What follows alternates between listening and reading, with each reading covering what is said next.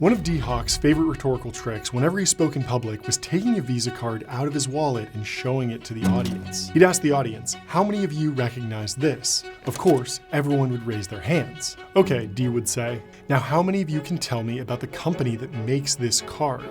How it was started, how it was governed?" At that point, everyone pretty much had to sheepishly put their hands down, because they didn't know. Every time D. Hawk played that little trick on his audience, he was touching on one of the biggest paradoxes in business. Everyone knows what Visa is, except they don't really know anything about it. I just thought that was totally fascinating, so I decided to dig into the history of Visa. What I discovered is one of the most incredible businesses ever built, designed by one of the most fascinating business people ever. It's a mind-blowing story, and I'm really excited to share it with you.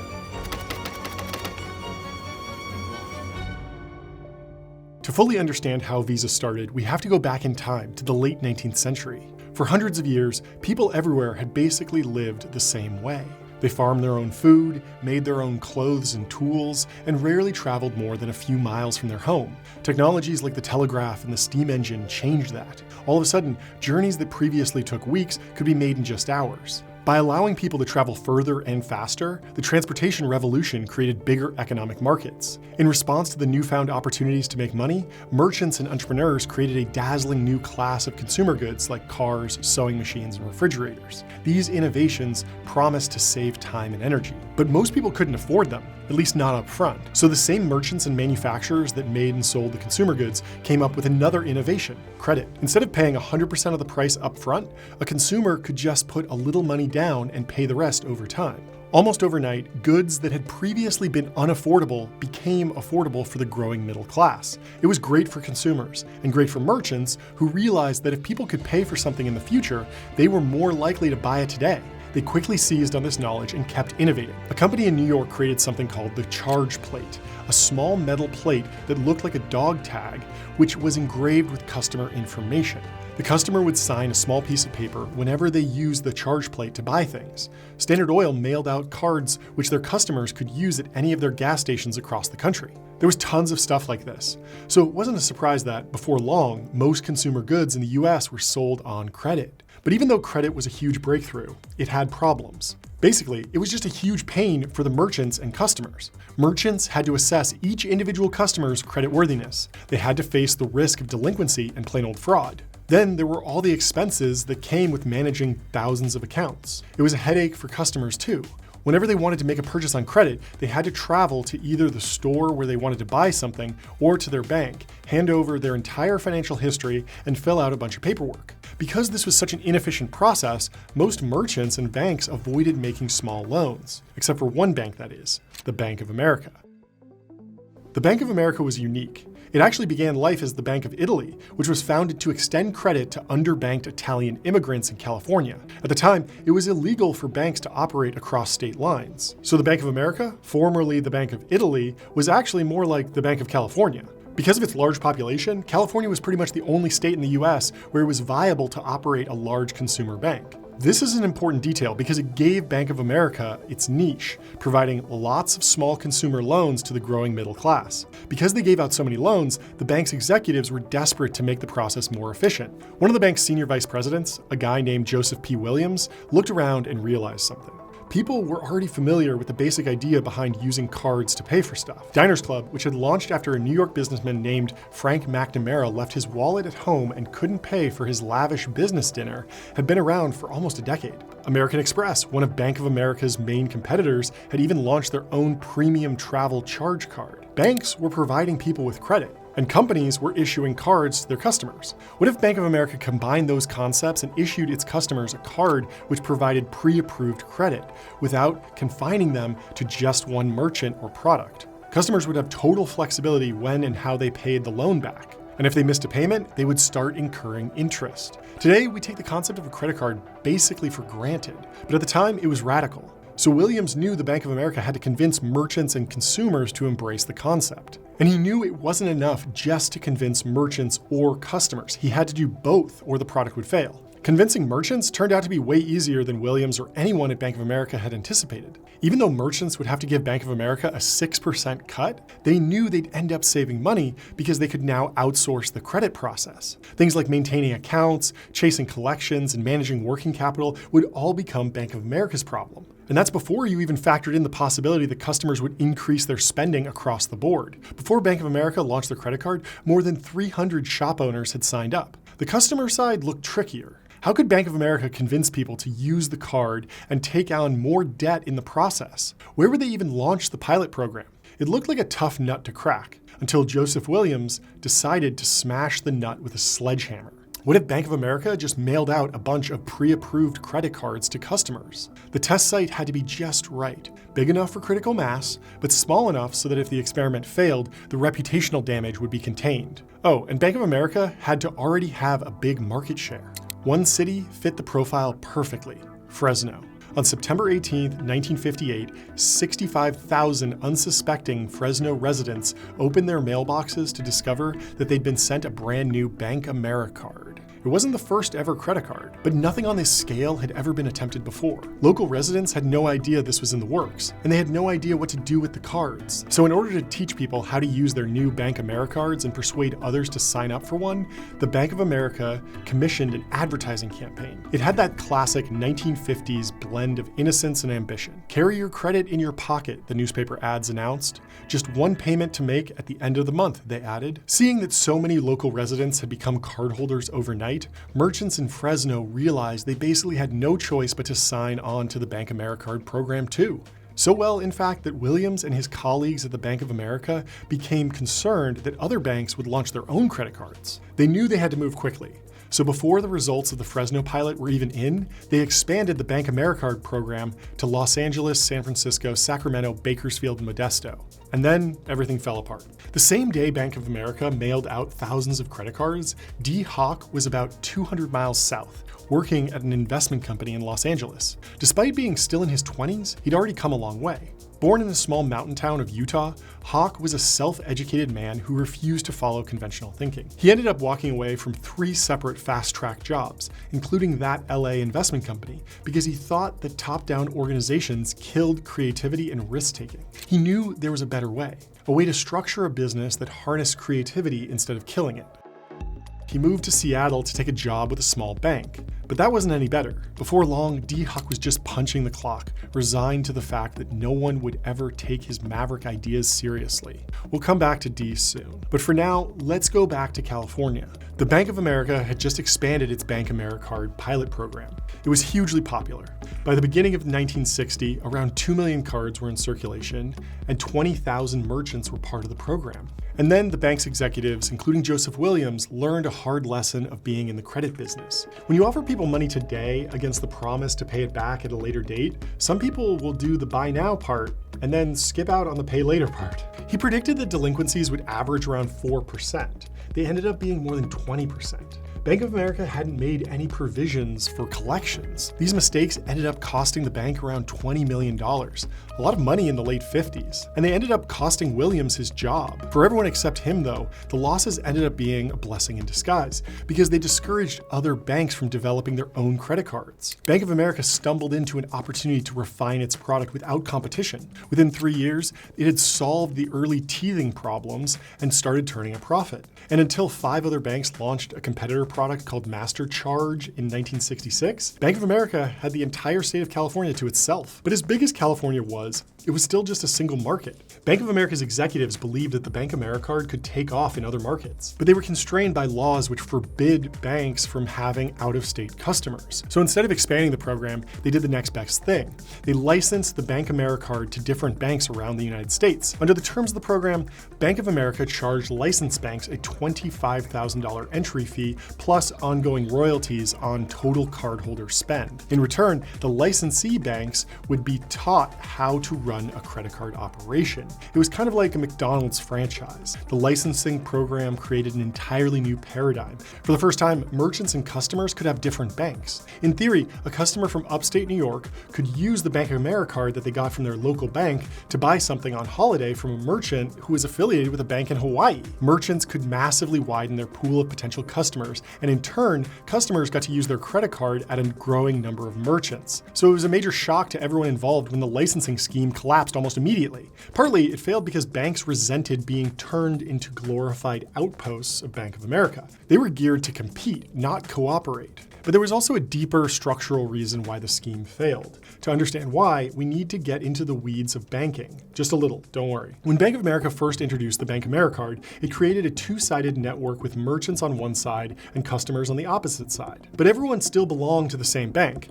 Now that merchants and customers could belong to different banks, two major problems arose. The first one is authorization. Authorization is what makes it possible for a merchant to know that a customer's card is valid and that they aren't exceeding their card limit. It's pretty easy to authorize a transaction when the customer and merchant belong to the same bank. The merchant just calls their bank, usually referred to as the acquiring bank, and asks if the cardholder's account is in good standing. But it's much more complicated when the customer and merchant use different banks. The shopkeeper still calls their bank, but now the acquiring bank has to make a call too. They need to call the bank that gave the customer the credit card. That second bank is known as the issuing bank. The official from the issuing bank had to put the guy from the acquiring bank on hold while they checked to see if their customer could afford the purchase. All the while, the customer and the shopkeeper are just standing around making small talk. And that's when the process ran smoothly. Remember, this was before computers. Everything was done via phone. What if one of the bank officials was busy? Or if a customer belonged to a bank on the East Coast tried to buy something late in the day in California? If the banks couldn't talk to each other, the merchant had to decide on their own whether to allow the customer to pay with a card or lose the sale. If the card turned out to be stolen, then the banks would fight about who should eat the loss. So that's problem number one, authorization. Problem number two is known as interchange. This is the way that the two banks, the acquiring bank and the issuing bank, settle their accounts with each other. Let's use our little example from before. The customer from upstate New York who buys something when they're on holiday in Hawaii. Remember, they're not using their own money, they're using credit. In other words, they're using the New York bank's money. The Hawaiian bank needs a fail-safe way to get reimbursed by the New York bank. And back in the pre-digital age, this was an insanely inefficient process. The merchant's bank, the acquiring bank, would literally mail boxes full of paper sales receipts to issuing banks across the country. The issuing banks then had to match up the receipts with their customers' accounts, reimburse the acquiring bank, and then bill their cardholder. This happened every single day. And it was one thing to settle accounts with 5 banks, or 10, or 20. Imagine trying to settle accounts with hundreds of different banks and thousands of cardholders. Unsurprisingly, the banks that signed up to the Americard program noticed that their back rooms started filling up with unprocessed transactions and their customers were going unbilled. In short, it was a mess. Bank of America had created its own credit card to solve the logistical issues involved with lending money, but in the process, it had inadvertently created a much more complex problem. What used to be a two-sided network with a customer on one side and a merchant on the other became a four-sided network. The licensee banks were furious. Back on the West Coast, D. Hawk was still punching the clock at the National Bank of Commerce in Seattle when his boss gave him 90 days to set up a Bank Americard program. He did as he was directed, but he harbored deep doubts about the licensing program. He thought he knew how it could work better. But after the disappointment he'd already experienced throughout his career, he'd learned to keep his opinions to himself. No one had thought to ask him what to do. Why would they? He was just a middle manager at some small fry bank. Okay, let's quickly recap. In September of 1958, Bank of America launched the pilot of the first widely available credit card. It went so badly that it discouraged rival banks from introducing their own card. This ended up giving Bank of America the space to turn it around and make it a profit center. In 1966, the bank's executives were ready to expand the scope of the original program by licensing it to banks outside of California. This went well until the system collapsed under its own weight. Licensee banks started losing so much money that their situation quickly became existential. They demanded an opportunity to air their grievances with their parent bank. Everyone agreed to meet and hammer out the issues. The licensee banks sent their top guys, but bizarrely, Bank of America only sent 2 middle managers. It's like the C-suite wanted to show how unimportant this was for them. Obviously, it wasn't a great situation for those managers. They didn't have permission to agree to anything. In order to get the summit over and done with, they suggested establishing a committee to further study the problem. How could anyone disagree with that? One of the people appointed to that committee was our friend D. Hawk of the National Bank of Commerce. Just as the meeting threatened to boil over, D, not the Bank of America guys, stood up in front of everyone and suggested that instead of just taking a list of grievances to Bank of America, he tried to design a better way for the whole system to operate and brought it back to the whole group for a vote. The Bank of America guys didn't care. They just wanted to get out of there. Everyone else realized that this was the best outcome they would get. The summit wrapped up, and D. Hawk had his mandate to design a better system. He knew it would be a challenge, but he also knew he was ready. Despite his formal schooling ending after just 2 years of community college, Hawk had been a voracious reader since before he could remember. His reading, which spanned all kinds of different disciplines, convinced him that the way organizations were structured was a response to the specific circumstances of the Industrial Revolution. A top-down structure was fine for a factory or a bank, but as technology progressed and ideas began to gain traction and importance, organizations needed to become better at harnessing human creativity. D. Hawk believed that the organization of the future needed to be decentralized, self-organizing, and self-governing. So for months, he reflected on how he could apply those principles to the problem at hand. He realized that the Bank AmeriCard licensing system contained a fundamental flaw. The banks didn't trust each other. So in order to achieve this, D envisioned a new type of organization. It would be owned by the same members it served, but ownership wouldn't be measured in stock. Instead, it would be measured in how much business activity each member brought to the group. The organization would be self-organizing and self-governing. Members would have a vote on the issues that affected them, which encouraged cooperation. And perhaps most importantly, they'd trust each other. D had no intention of preventing banks from competing. He was a capitalist. But at the time, he thought that adding a dash of socialism would incentivize them to grow the size of the pie rather than just grabbing the biggest piece for themselves. D knew it was a radical proposal, but he also knew it had almost unlimited potential. Coming up with the idea was the easy part. He'd been mulling over how to build a better organization for years, but now he needed to solve a whole bunch of organizational and technical problems. To start, he had to convince Bank of America to give up control. At first, the senior vice president in charge of the licensing system wouldn't hear it. "We invented the system," he screamed. "We're responsible for 40% of the transaction volume." D knew that bankers were hard to separate from their egos, so he held on to a concept he'd picked up during his college debating years. Until someone has repeatedly said no and adamantly refuses another word on the subject, they are in the process of saying yes and don't know it. It took a few days, but D eventually convinced him and other Bank of America execs to spin off the Bank AmeriCard program into its own standalone entity, co-owned by all other member banks.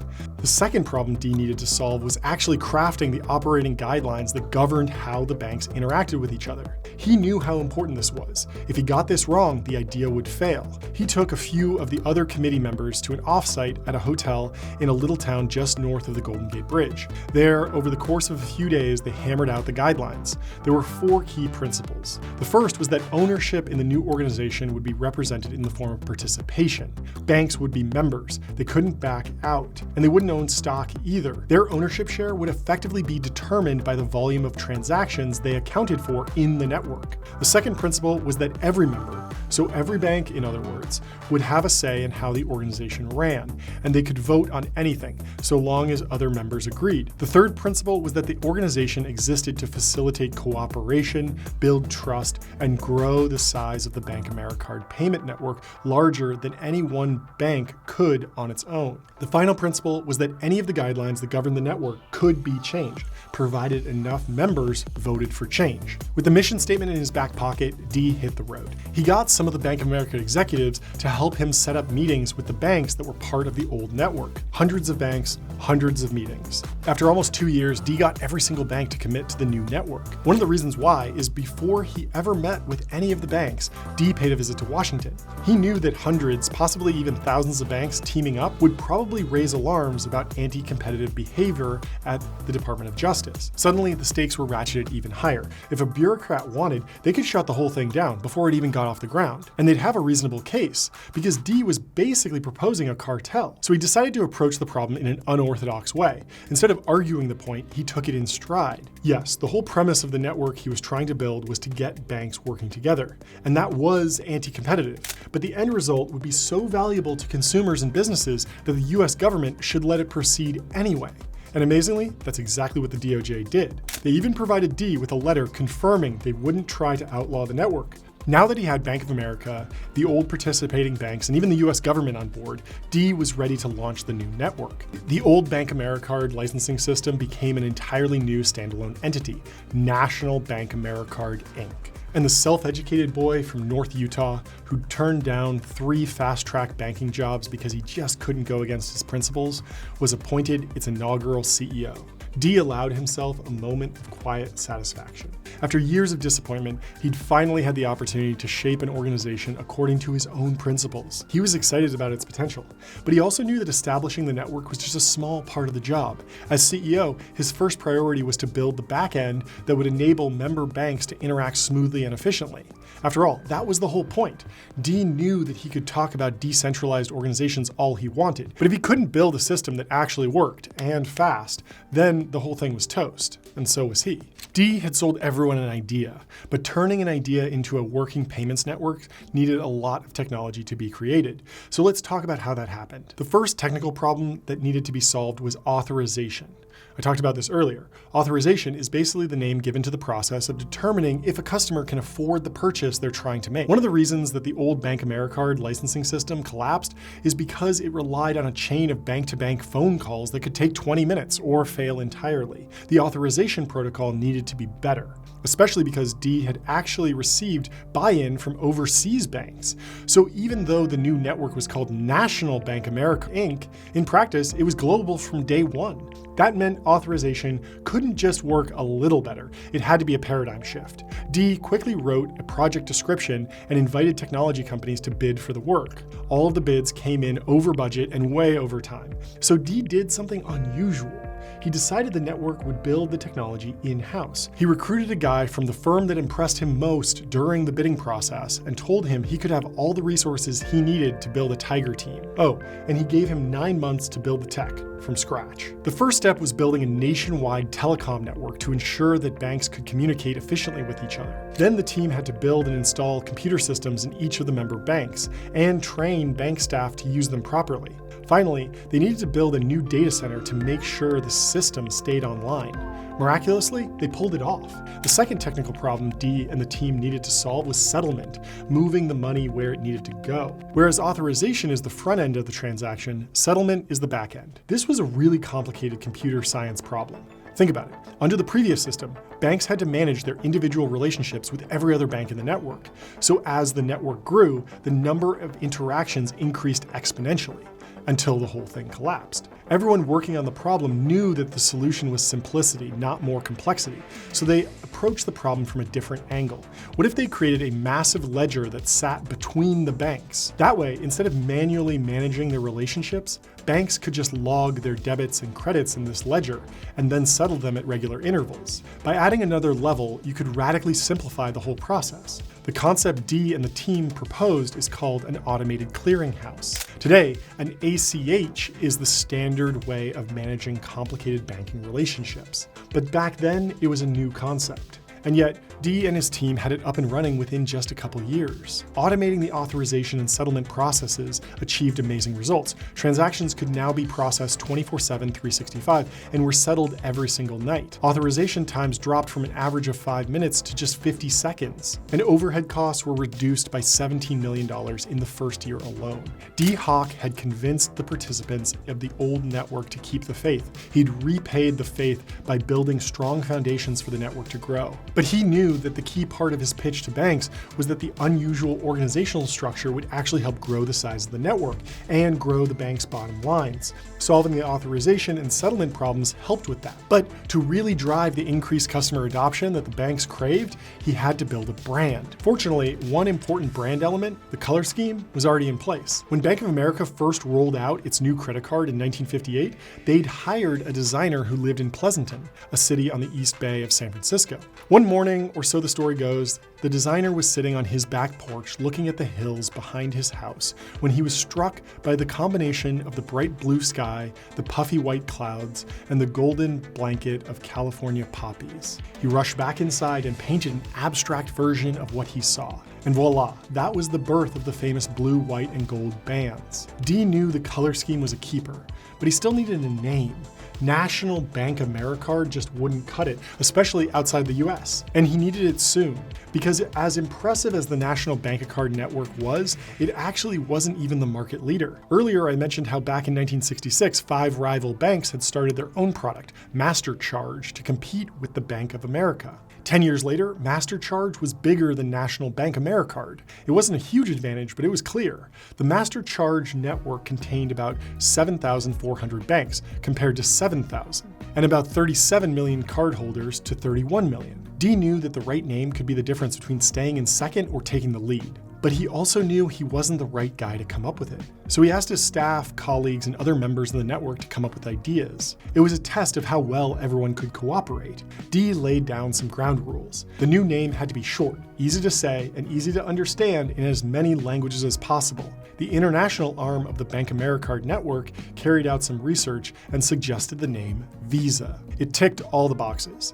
Dee asked everyone what they thought. The response was unanimous. The name was perfect. It was memorable while being easy to say, spell, and remember. At the same time, by conjuring the image of an entry visa, it made people think of new experiences and treasured memories. Just one small problem. It turned out a little country bank in Bloomington, Illinois already had the trademark registered for one of their savings accounts. After a few months of negotiation, the international arm of the Bank Americard network bought the rights to the name. Under the terms of the agreement, the McLean County Bank received a nice payday and still got to use the name for their vacation-inspired savings account. It wasn't cheap, but Dee and the member banks got what they wanted. In early 1976, the Bank Americard network officially became Visa. The name change was an inspired business decision for two reasons. Firstly, because of the operating regulations that bound all the member banks, all of the old Bank Americards had to be migrated to Visa cards. That kicked off an arms race between all of the member banks, which furiously started competing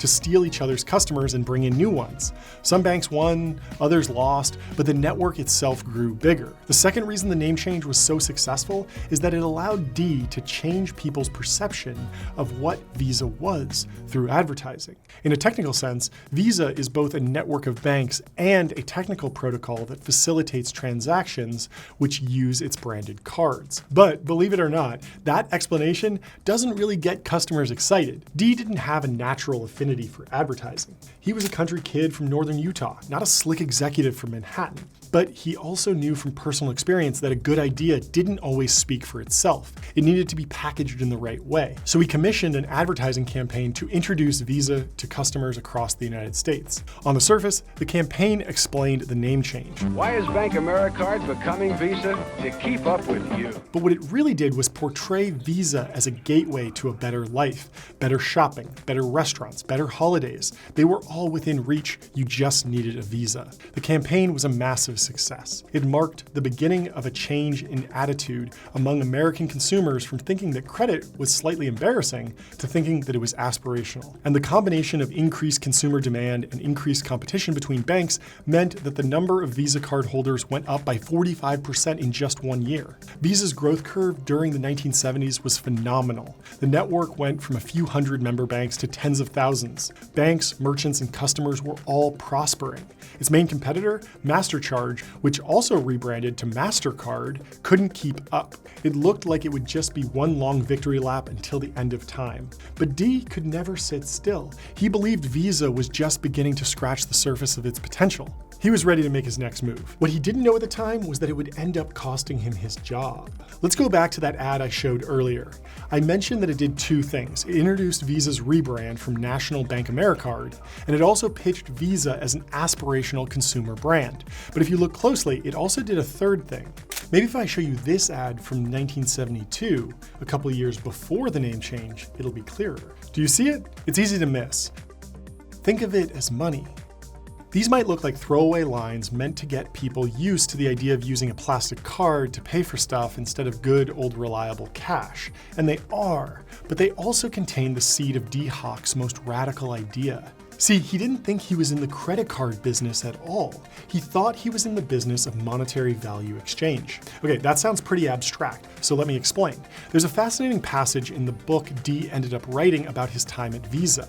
Any organization that could guarantee, transport, and settle transactions in the form of arranged electronic particles, his phrase for digital information, 24 hours a day, 7 days a week around the globe would have a market. This necessary technology had been discovered and would be available in geometrically increasing abundance at geometrically diminishing costs. No previously existing organization could do anything like that before Dee created Visa. For him, the fact that Visa Visa's main product was credit cards was just a coincidence. In Dee's words, Visa was the first truly transnational corporation. It's a worldwide consumer payment system, including, but not limited to, credit cards. He believed that in the future, money would be nothing but alphanumeric data in the form of arranged energy impulses that moved around the world at the speed of light at minuscule cost. Today, in a world with crypto and Cash App and real-time payments, that looks like a scarily accurate prediction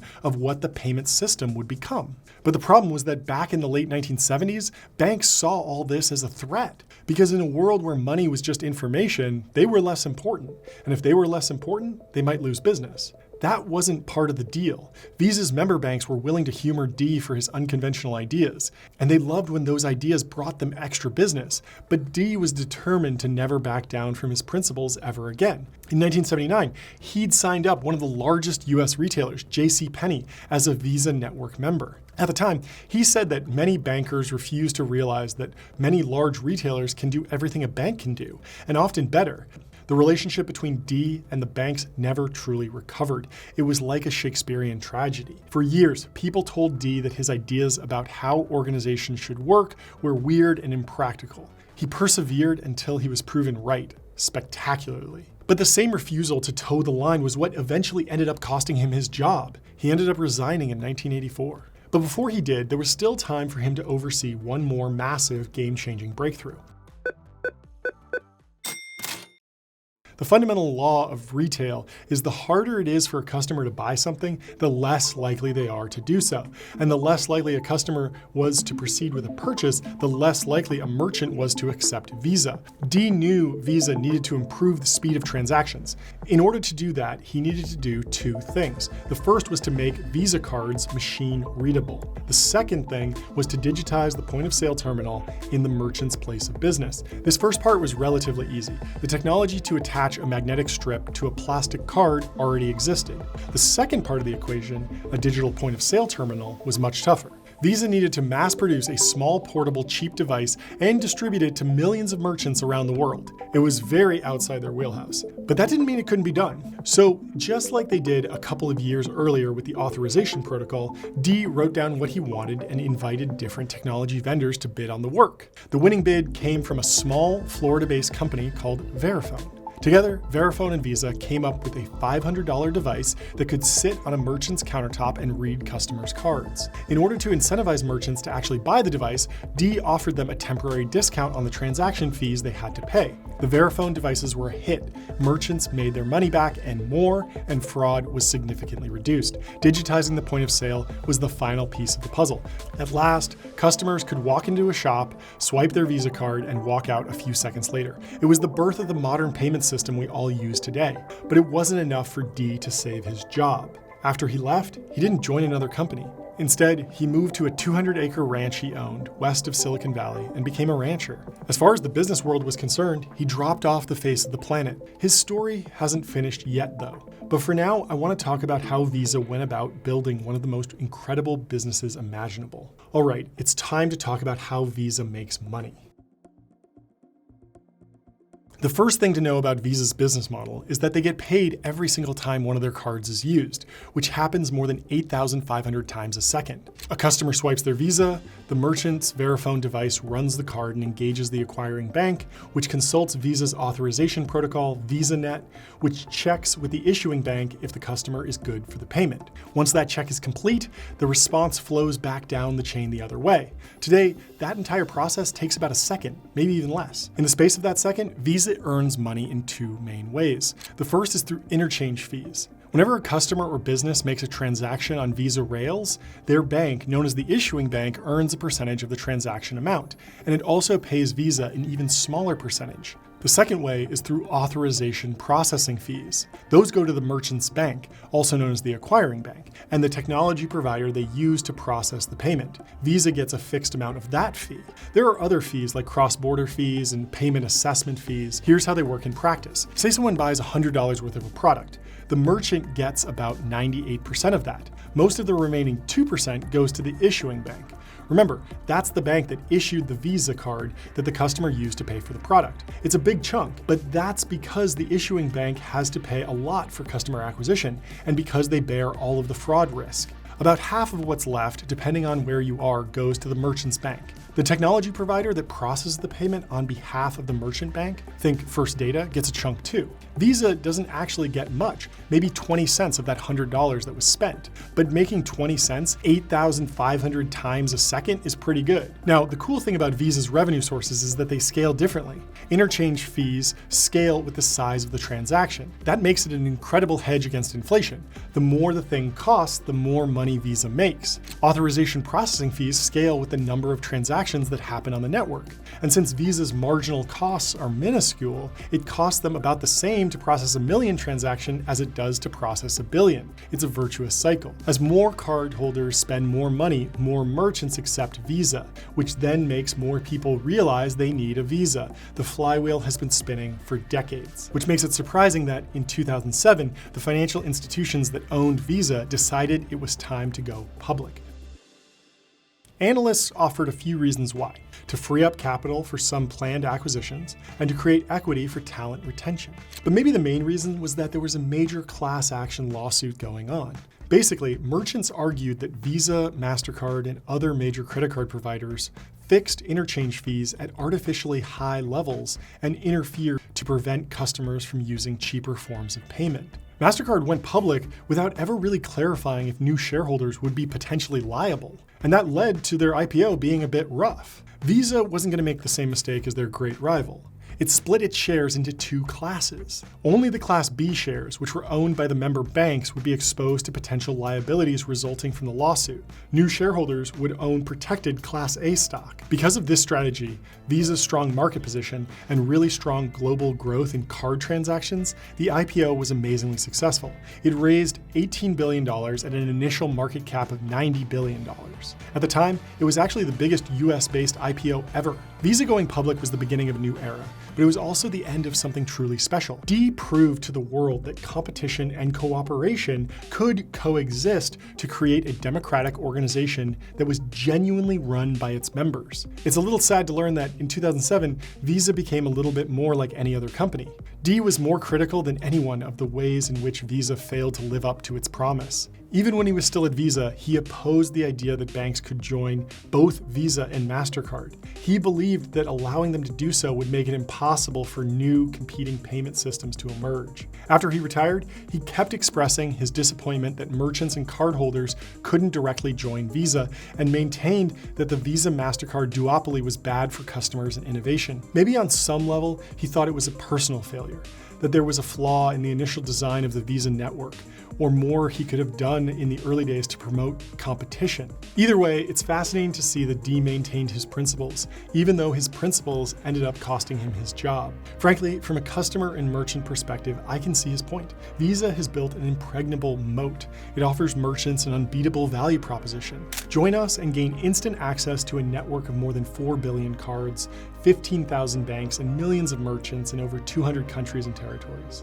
As a merchant, you really can't afford to not accept Visa or MasterCard, even if they're screwing you on the fees. It's almost impossible to see someone else building another Visa. To start, you'd need to win over the banks. It was hard enough when D did it, and he only had to deal with a few hundred. Now there's thousands, tens of thousands. The only entities that could really compete at scale with Visa are national governments. Today, more than 700 countries, including the US, UK, Brazil, and India, support real-time payments that clear in seconds rather than days. But even in countries where real-time payments have been around for a long time, they still haven't dislodged Visa.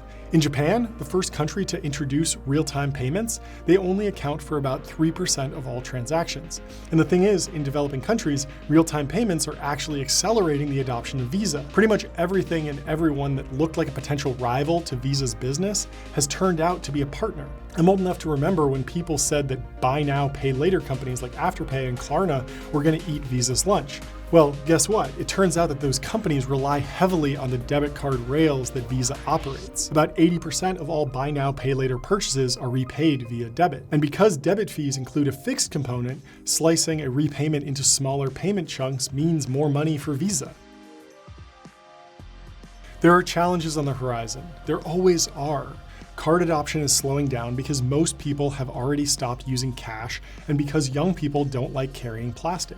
Crypto might turn into the global currency that we always wanted Visa to become, even if so far consumers don't like using it to pay for stuff. Perhaps the biggest challenge is simply that Visa might not have much more room to grow.